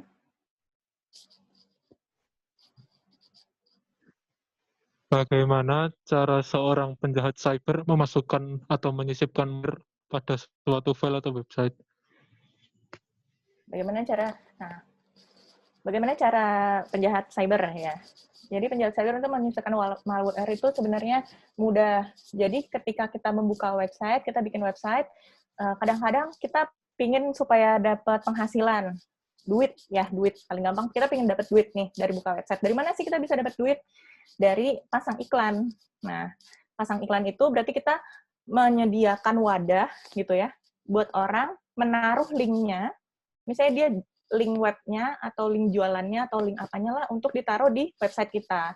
Nah, ketika misalnya ternyata link ads-nya itu ternyata link malware, dia udah bikin program yang ketika diklik, ketika orang meng-load itu dia akan misalnya langsung masuk ke memori komputernya atau masuk ke program-program lain yang menginfeksi program-program lain. Tadi jalannya misalnya pakai algoritmanya misalnya runtutan tuh, jika misalnya diklik, misalnya ada user mengklik ini, maka B lanjutannya gimana. Jadi misalnya dia di background apps-nya akan jalan ini, akan jalan ini, akan menutup aplikasi ini, akan membuka aplikasi ini. Makanya mungkin kalian pernah buka website, terus atau download atau apa, totalnya kalian downloadnya malware. Jadi di PC kalian atau di laptop kalian tuh suka ada iklan-iklan muncul-muncul terus, dan itu nggak bisa di close muncul lagi, kan biasanya gitu. Itu salah satu bentuk malware gitu. Apa enggak kalian pas habis download atau klik sesuatu link, file kalian jadi korup semua, ada kan yang kayak gitu kan? Nah itu dia. Jadi dia udah bikin algoritmanya. Biasanya dia untuk menarik perhatiannya itu menggunakan, ya kayak tadi, misalnya download film gratis, atau ads ada iklan apa gitu ya, atau misalnya ada webnya itu yang benar-benar clickbait gitu. Clickbait itu jadi ketika orang mengklik, itu berarti kalian udah menyetujui sesuatu, atau kalian udah mendownload sesuatu yang menjalankan program yang udah dibikin si penjahat cyber tadi, gitu. Itu untuk kalau yang kayak virus-virus ya, rata-rata kayak gitu. Biasanya nggak mungkin virus tuh kalau nggak kalian buka website tertentu atau kalian klik link tertentu tuh nggak mungkin biasanya langsung masuk. Pasti ada prosesnya gitu. Prosesnya ya kalian buka, dia masuk, dia di-download, sudah di-download, terdapat pada memori kalian atau terdapat pada hard disk kalian, terus dia secara background, di background apps, artinya dia programnya tidak kasat mata di depan layar gitu ya, dia jalan programnya di belakang bisa ditampilkan kayak gitu, itu sesuai algoritma. Jadi kayak kita misalnya, kita mau buat program, itu kita menampilkan huruf, itu ada perintahnya, misalnya print hello gitu, itu berarti kita menyuruh komputer, tolong dong dicetak hello, itu maksudnya dicetak di layar begitu. Nah, kalau misalnya kalian mau jahat, bikin aplikasi-aplikasi yang virus-virus gitu, tidak perlu di print tugas-tugasnya tidak perlu di-print, langsung aja. Misalnya langsung mau menginfeksi semua file yang misalnya semua file yang punya .dokumen atau .pdf, itu bisa kalian bikin algoritmanya. Misalnya dengan cara apa gitu kan. Dengan bahasa pemrograman itu kalian bisa. Nah, begitu caranya. Ada lagi yang mau ditanya? Izin bertanya, Bu. Iya, silakan. Ini ada yang bertanya, perbedaan HTTP dan HTTPS apa ya? Kalau di website itu kok beda ya, Bu? Jadi HTTP sama HTTPS itu ada yang huruf S-nya itu biasanya secure. Secure itu berarti biasanya si pengembangnya, developernya itu biasanya dia ada memasukkan parameter-parameter tertentu yang bikin website itu secure atau lebih safe begitu. Jadi nggak bisa diakses sembarangan. Misalnya kalian pakai VPN tapi kalian nggak bisa mengakses HTTPS gitu. Itu berarti website-nya udah secure, udah istilahnya udah si developernya menambahkan sesuatu parameter agar nggak sembarangan, agar ada beberapa kondisi tertentu yang kalian nggak bisa membuka atau mengakses situs tersebut gitu. Kadang-kadang pun tampilannya jadi beda gitu, karena itu udah disetting kayak tadi algoritma kondisional kan, kondisional. Jadi ketika aku mau bikin HTTPS, kalau ada yang begini maka begini, kalau tidak begini maka tidak bisa begini. Itu kondisionalnya. HTTP sama HTTPS. S itu singkatan dari secure. Biasanya itu lebih secure. Caranya biar webnya lebih secure tuh gimana jadinya, Bu? Nah, sebenarnya webnya lebih secure itu lebih kayak buat ke aksesnya sih, biar nggak semua orang bisa. Biasanya kayak web buat admin website gitu ya. Buat secure ya pastinya pas dibuat di HTTP-nya, pas kalian coding buat websitenya itu kalian udah tambahin tadi parameter tadi kayak parameternya misalnya apa aja sih yang siapa aja sih yang bisa akses gitu. Bagaimana sih kondisinya supaya bisa akses ini gitu. Kondisi-kondisinya jadi dijabarkannya pada program yang kalian tulis gitu. Apa perlu nambah kayak bayar itu lagi atau enggak, Bu? Nambah apa? Bayar atau apa gitu lagi misalnya? Enggak, itu pure dari kode aja. Makasih, Bu. Sampai kadang-kadang gini, nggak bisa kalian copy. Kalian misalnya kalian coba blog, terus kalian nggak bisa copy, itu juga sebenarnya settingan dari HTML-nya gitu. Benar sih, misalnya kamu bikin blog ya, kalian nggak mau tuh blognya dikopas orang gitu. Bisa itu kalian setting supaya nggak dikopas orang, biar orang nggak bisa klik kanan. Jadi mau klik kanan, mau di copy itu nggak bisa, itu bisa. Ada caranya juga. Dari kode. Gitu. Siap, makasih, Bu.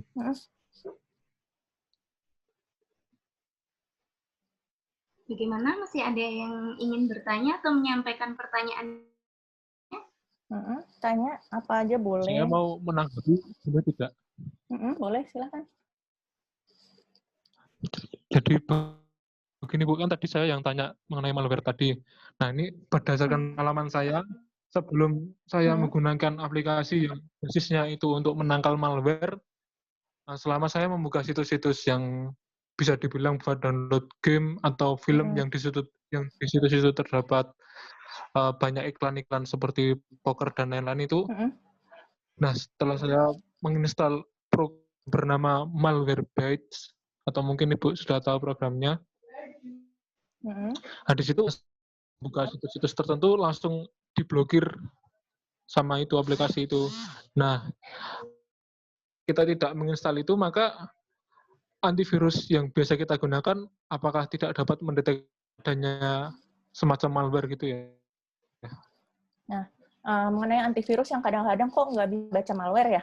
Jadi antivirus itu juga sebenarnya dia nggak semua antivirus itu bisa untuk semua macam malware. Sama lah kayak kita misalnya vaksin ya.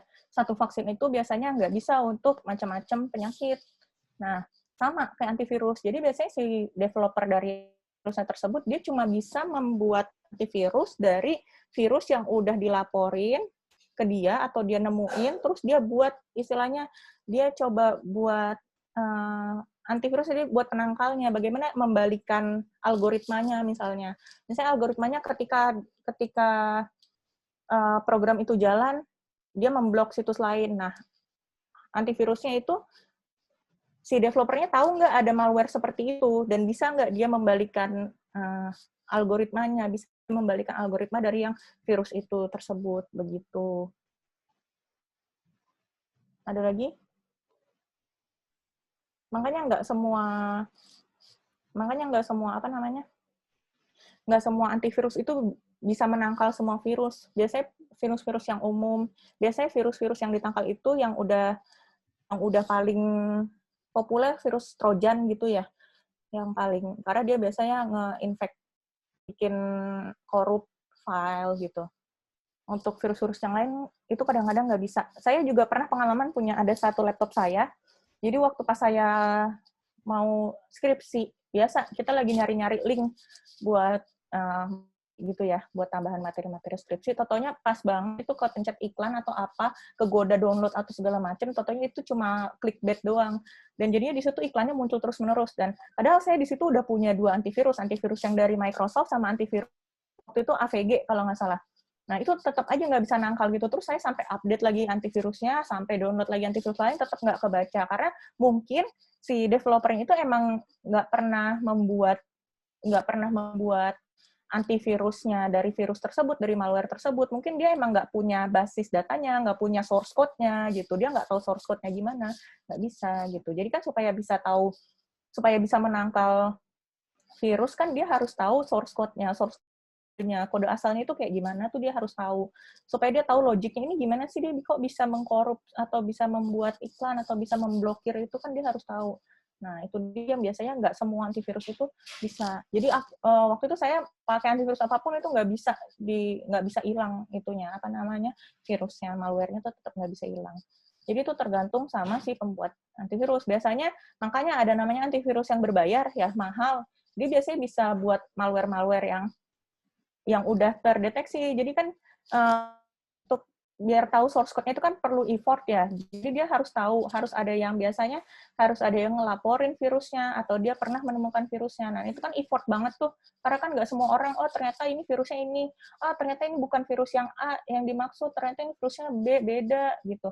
Nah, makanya kenapa ada antivirus yang berbayar dan bisa untuk mencegah malware-malware yang lebih beragam karena ya effortnya lebih tinggi dan lebih sulit mungkin kan gitu untuk mencari source code-nya dan untuk membalikan algoritma dari si program virus tersebut. Tuh. Virus itu juga program sebenarnya. Ada lagi mau tanggapin atau ada mau tanya lagi?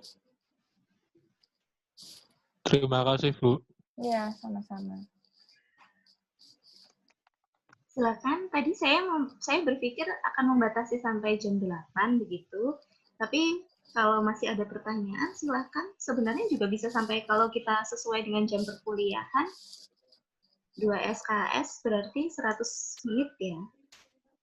Jadi masih ada waktu berapa? Jadi ini kan 60, 70, masih 30 menit sebenarnya. Jadi silahkan. Izin bertanya Bu Emma, Mbak Vina mau tanya saya Mbak Emma, Mbak Vina. Jadi silahkan Bu Eni. Apa namanya kalau yang pencurian data itu bagaimana bisa itu? Kayak terus juga ini apa ya? Kayak misalnya saya itu main Facebook kan, terus tiba-tiba ada iklan tas gitu, terus saya klik. Nah, setelah itu tiba-tiba banyak sekali iklan tas yang muncul dari berbagai ini. Pokoknya segala macam tas tuh muncul gitu iklannya. Itu gimana Mbak Vina? Terima kasih. Ya, aku jawab yang pertama dulu, yang pencurian data. Kan beberapa bulan marak ya ada berita-berita tentang kayak data pelanggan di beberapa e-commerce sama marketplace itu yang tersebar. Jadi bagaimana sih dia bisa dapat gitu ya? Itu berarti dia bisa sampai menjebol, dia bisa jebol sistem dari si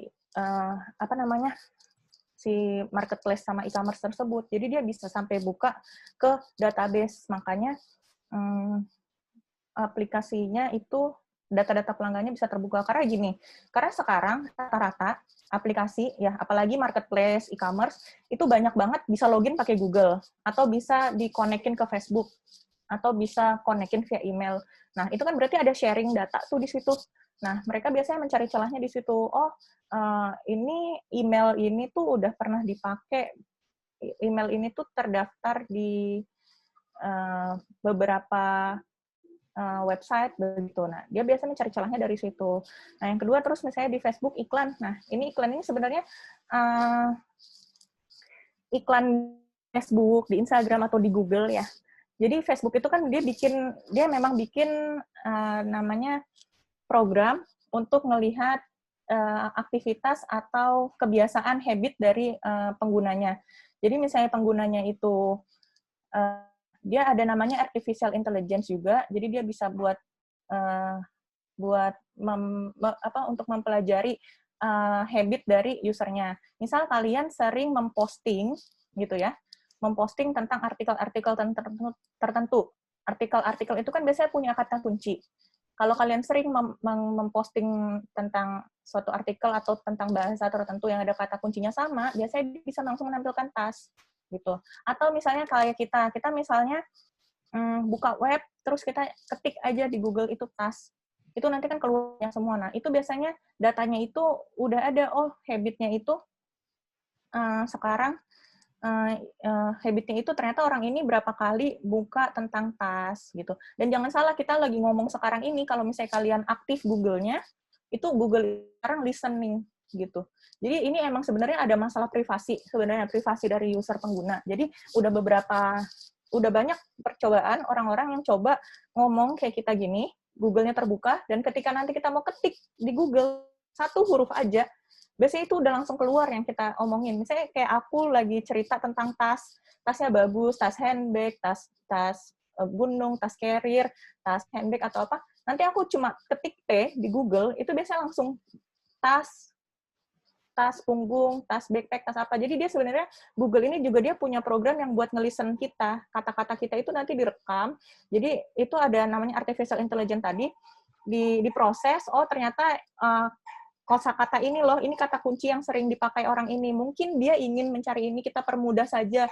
Jadi kita tampilkan saja di Google gitu. Pernah kalian kayak misalnya lagi kayak kepikiran apa atau apa ya? Kalian misalnya habis ngetik cari-cari barang di Tokopedia, terus pas kalian di IG keluar iklannya. Nah, itu sebenarnya itu ada recordnya gitu. Orang ini tuh terakhir melihat gambar dengan kosakata ini, dengan kata kunci ini, atau dengan visual yang seperti ini, itu ada gitu. Sekarang kan nggak cuma kata ya yang bisa didetek ya, sekarang kan gambar udah bisa didetek, suara bisa didetek, video bisa didetek gitu.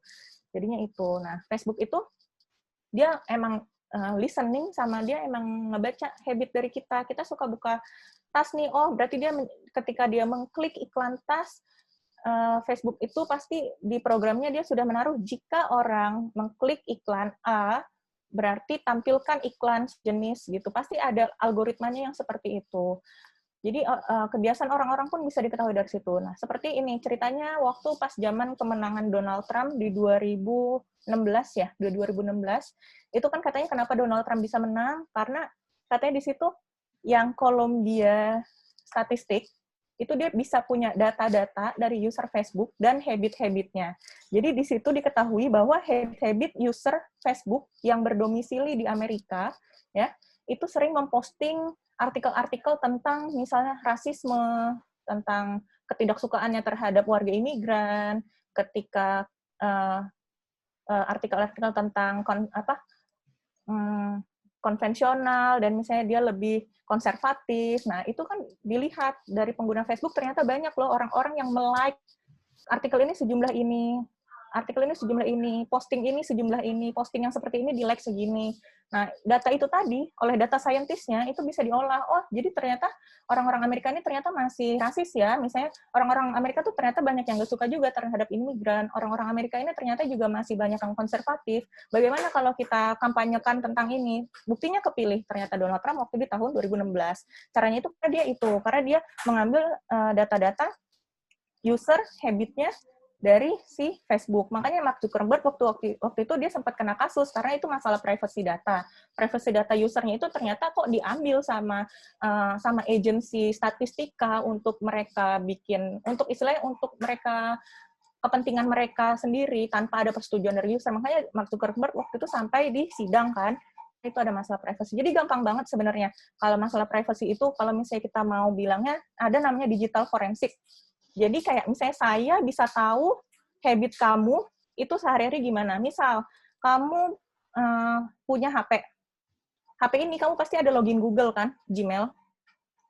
Aku bisa tahu dari kamu ini login Google, kamu berapa kali aktif bukanya, last loginnya kapan, tempatnya dari mana, bisa tahu juga kalau kamu ngidupin GPS, aku bisa tahu lat longnya, habitnya apa, aplikasi apa aja yang dibuka, jam berapa, setiap harinya gimana, dan berinteraksi dengan siapa itu bisa dijadiin digital forensik. Orang jadi bisa tahu habitnya, oh orang ini ternyata selalu membuka Facebook sehari minimal berapa jam.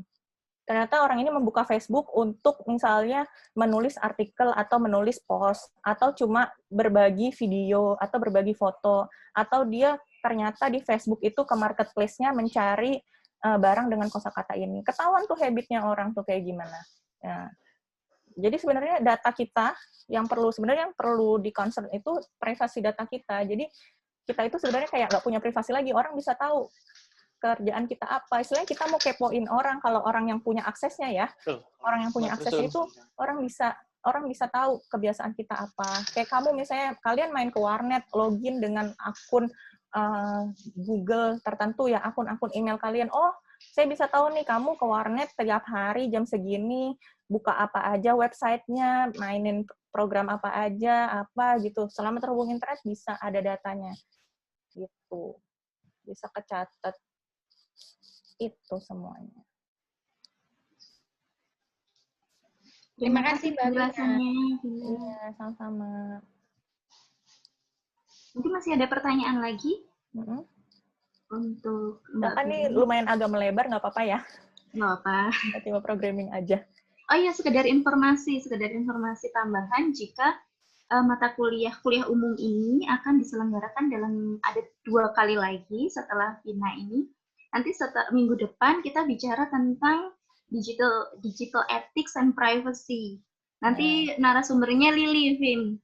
Saya minta tolong ke Berliana. Beliau associate lawyer di suatu tempat di Jakarta sekarang. Lalu di minggu setelah itu 2 minggu lagi kita akan bicara tentang data, tentang analisis data, tentang pengelolaan data dengan data scientist Baron, Vin, dengan Baron. Di Shopee ya sekarang. Iya, sekarang di Shopee, sebelumnya di Gojek. Jadi kita akan banyak seperti dengan Vina ini. Kalau saya menjelaskan nggak mungkin seperti ini kan. Jadi saya benar-benar berterima kasih Vina sudah menyempatkan waktunya. Iya, sama-sama. Mahasiswa tolong dimanfaatkan kesempatan ini ya.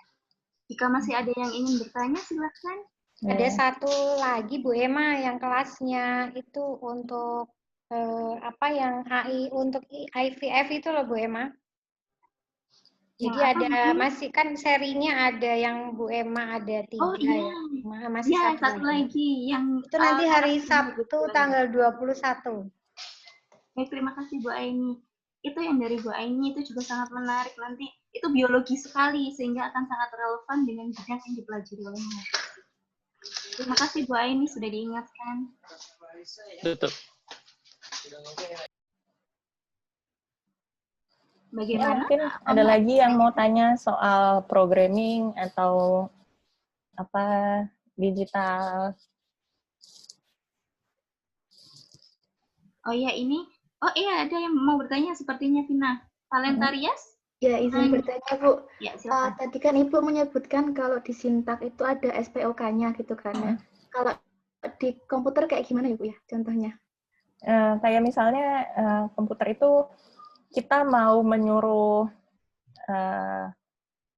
komputer itu yang kayak tadi mencetak, itu biasanya nggak cuma langsung, misalnya kita mau cetak apa ya, misalnya mau cetak hello atau mau cetak sesuatu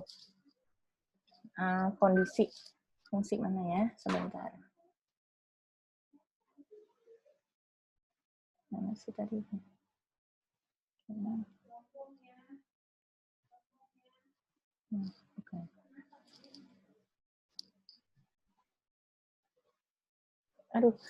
Jadi lebih kayak misalnya insert apa yang mau diambil. Jadi itu sebenarnya SPOK-nya begitu. Saya sih nggak bisa langsung ya, tapi kurang lebih kalau misalnya kayak di SQL, ketika kita mau mengambil data, kita harus select dulu. Kita harus ketik select, lalu habis select itu kita cari table apa yang mau diambil. Habis dari situ misalnya from-nya itu from mana. Jadi select, terus misalnya, kolomnya, terus from-nya table mana, where-nya itu apa yang mau diambil dari table itu, baru dijalankan. Jadi itu seperti SPOK-nya. Itu untuk SQL. Jadi itu harus runtut. Jadi misalnya aku ada database. Database itu misalnya ada kolomnya, nomor, nama KTP, nomor KTP, alamat, dan sebagainya. Aku mau mencari misalnya nama atau nomor KTP sekian. Itu ada di table namanya table ID misalnya. Nah, untuk bisa ngambil untuk bisa ngambil nomor ID sekian-sekian, misalnya 2115 sekian-sekian, itu aku harus ketikkan sintaksnya yang sesuai dengan bahasa pemrograman yang aku pakai. Misalnya aku pakai untuk data itu pakai SQL. Berarti aku ketik dulu select, apa yang mau aku cari itu ada di kolom, yang ada dicari itu di kolom nomor KTP, from-nya itu, terus ketik lagi from, terus ketik lagi nama tabelnya, ID, where-nya itu apa? Where-nya itu ketika ID sama dengan misalnya 5211 sekian-sekian, baru di-enter. Nah, itu SPOK-nya. Jadi, nggak bisa langsung misalnya, where ID sama dengan 511, enter. Itu di run nggak bakalan jalan.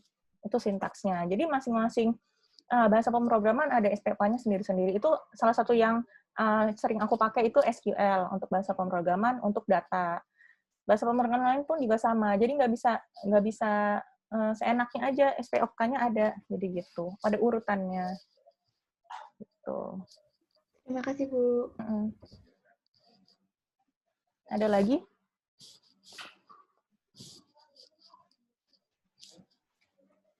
Silakan saya masih ada yang ingin bertanya. Ya, ada yang ingin bertanya masalah program digital apa saja yang berkaitan dengan digital, atau masalah apa digital yang lagi tren sekarang, atau ada yang belum dimengerti. Kalau yang teknis-teknis seperti ini, seperti coding dan algoritma yang teknis seperti ini, mungkin lebih sulit ya, Vin, kalau dijelaskan sekilas seperti ini. Mungkin mereka memang harus hands on gitu ya, harus benar-benar mengerjakan baru bisa tahu alurnya seperti ini. Memang kalau untuk algoritma sendiri itu kalau misalnya emang benar-benar mau belajar, itu mungkin butuh satu SKS sendiri, cuma belajar algoritmanya aja. Namanya kalau dulu di zaman kuliah elektronika, temen juga ada yang IT, dia ada namanya emang 2 SKS itu namanya algoritma pemrograman. Jadi itu 2 SKS cuma belajar algoritma. Jadi bayangkan algoritma itu serumit itu, dan ini kita cuma luarnya aja nih, bungkusnya aja biar tahu algoritma itu apa sih, tapi kita nggak sampai menelisik dalamnya, bagaimana cara membuat algoritma yang baik, bagaimana cara membuat algoritma agar bisa menjalankan tugas yang sesuai, agar bisa efisien, agar sintaksnya efisien, agar semantiknya jalan juga begitu. Ini kan kita cuma kita tahu aja luarnya gitu loh. Betul, jadi jika Anda ada yang berminat ingin mendalami hal ini, karena sekarang kan bidang pekerjaan juga lebih banyak di bidang digital, sehingga dengan perkenalan ini mungkin Anda bisa, seperti saran dari Saudara Vina tadi, bisa ambil online course ya, Vin ya? Iya. Banyak yang gratis juga sekarang, dan itu dapat sertifikat juga ya, Vin ya, di beberapa dapat course sertifikat. Iya. Jadi emang kalau misalnya kalian dari sekarang udah tertarik atau berminat untuk berkecimpung di dunia startup, digital, begitu ya, sebaiknya sih memang mulai dari sekarang, kalian ikut-ikut aja namanya online course. Nanti online course itu kalian biasanya dapat badge atau dapat sertifikat. Nah, nanti sertifikat sama badge itu biasanya berguna banget buat ketika kalian sudah selesai kuliah, atau misalnya kalian nanti mau PKL, itu kalian udah punya pengalaman, udah pernah bikin ini loh, sertifikat, dan itu akan memudahkan kalian untuk mencari kerja. Gitu kan sekarang saingan kita banyak, apalagi misalnya kalian itu jurusannya pendidikan biologi sama biologi murni, tapi mau ke startup, saingan kalian itu anak-anak IT, anak-anak yang jurusannya emang spesialisasinya emang di programming gitu. Kalian kalau misalnya begitu ya, kalian mau berkecimpung di dunia programming, bikin konten atau apa, kalian juga harus mulai dari sekarang, dikit-dikit belajar, kumpulin online course gitu, kumpulin sertifikat online course, coba-coba bikin satu project aja gitu. Satu project aja menurut saya juga cukup untuk bisa tahu sampai bisa, dan itu juga berguna nantinya ketika kalian melamar kerja, misalnya pengen jadi content creator untuk start ataupun misalnya bikin web sendiri gitu. Oke, terima kasih penjelasannya, Vina. Ini saya sambil ngeklik admit karena ternyata ya, Vin, ini sekedar informasi. Ternyata kapasitas Zoom ini kami baru tahu kalau kapasitas Zoom ini 100 peserta, sedangkan ada beberapa kelas yang sebenarnya jumlahnya 200-an. Waduh, banyak ya. Jadi sebenarnya saya pribadi tidak berekspektasi sebanyak ini juga, karena awalnya di kelas saya, tapi akhirnya beberapa kelas berminat untuk bergabung. Saya juga senang bisa memfasilitasi yang bergabung, tapi karena tempatnya tidak muat istilahnya, jadi tadi untung ada beberapa mahasiswa yang men-share ke Google Meet. Jadi ada juga yang mengikuti di Google Meet. Di Google Meet, salah satu link Google Meet yang mereka share saat ini juga penuh. Jadi mungkin beberapa lainnya nanti ini karena ini di-record, nanti kami akan mengupload di YouTube mungkin. Izin ya, Vin ya? Iya. Di YouTube jurusan, atau nanti kami share lewat platform kami, ada platform pembelajaran online gitu di Smart. Mungkin kami upload ke situ agar yang tidak bisa mengikuti malam ini bisa mengambil inilah informasi dari yang Vina sampaikan tadi. Iya. Dan ini tadi ada pertanyaan-pertanyaan juga yang disampaikan lewat teman-temannya. Jadi kalau ada yang bertanya dengan kaku seperti membaca, itu berarti pertanyaan titipan ya, Vin ya. Jadi ada banyak juga yang nitip ke temannya yang sudah bisa masuk karena mereka sangat tertarik dengan topik yang Vina bawakan, yang Vina sampaikan ini. Nanti kalau boleh, kalau diizinkan, mungkin Vina bisa mengirimkan ke saya untuk ini presentasinya ya nanti. Boleh, ada. Nanti saya share ke mahasiswa juga jika mereka berminat untuk mempelajari lagi. Dan Vina ada tambahan yang mungkin mau disampaikan untuk mahasiswa-mahasiswa di sini? Ya tambahannya ya, kalau menurut saya ya kalian harus udah tahu ya kalian itu minatnya kemana.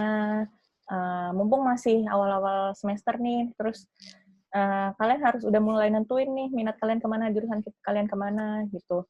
Dan apa ya, jangan sampai terpaku. Satulah kita juga jadi mahasiswa nantinya bakalan kerja, kita harus juga fleksibel. Makanya dari itu kita harus bisa punya skill sebanyak mungkin gitu, jangan terpaku satu skill doang. Kalau misalnya kalian emang kira-kira berminat untuk belajar programming, belajar dari sekarang gitu. Nggak ada yang sia-sia kok gitu loh. Paling itu pasti akan membantu kalian, apalagi nanti di dunia kerja nanti gitu. Karena selain ijazah, portofolio itu juga sangat berguna ya. Betul, karena beberapa sekarang perusahaan pun udah banyak kok yang nggak lihat lulusan mana. Banyak kan mereka kalau misalnya emang udah punya pengalaman, bikin project sesuatu, portofolionya bagus, itu mereka lebih tertarik sama orang-orang yang kayak gitu. Lebih aktif juga, aktif-aktif di kegiatan mahasiswa juga, itu juga berpengaruh sih sekarang. Gitu. Saya aja sempat nyesel karena berapa kali nggak sampai selesai ngikutin kegiatan mahasiswa, karena ternyata itu ada beberapa poin yang dilihat juga oleh perusahaan ternyata. Ya, terima kasih tips, saran, dan informasinya Vina. Dari mahasiswa atau dari Bapak Ibu dosen lain, mungkin ada yang ingin disampaikan atau ditanyakan kembali ke Saudara Vina? Jika tidak ada, sekarang sudah 20.32, sepertinya bisa kita akhiri ya perkuliahan kali ini. Sebelum kita akhiri, mari kita berdoa bersama-sama mengucapkan hamdalah atas kelancaran acara kuliah umum ini. Mari bersama-sama kita berdoa. Terima kasih juga Vina sudah menyempatkan waktunya sekali lagi. Terima kasih untuk ilmunya yang sangat berguna. Semoga lain kali saya bisa membalasnya dengan sesuatu. Amin. Makasih juga sama Mbak Emma atas kepercayaannya, dan mohon maaf kalau ada salah-salah kata atau misalnya ada salah-salah informasi. Sama-sama Vina, ya. Sama-sama. Terima kasih sekali. Untuk Bapak Ibu dosen, terima kasih juga telah mengikuti kuliah ini. Terima kasih atas perhatiannya untuk semua Terima kasih Bu Terima kasih Emma. untuk atensinya. Saya tutup perkuliahan kali ini. Wassalamualaikum warahmatullahi wabarakatuh. Waalaikumsalam.